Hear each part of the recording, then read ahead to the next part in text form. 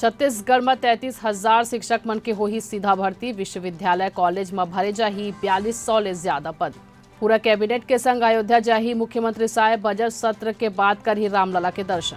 चंडीगढ़ में किसान और सरकार के बीच बैठका आज। किसान नेता बोलिन केंद्र ला आवाज सुनना पड़ी, नहीं तो जो होही ठीक नहीं होही।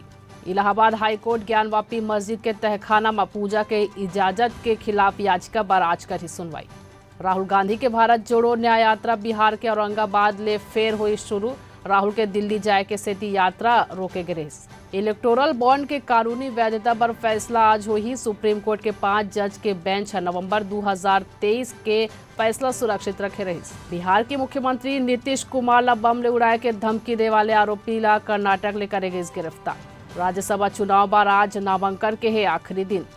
लखनऊ में हाई टेंशन लाइन के चपेट में आई ट्रक। हेल्पर के जिंदा जल के हुई मौत।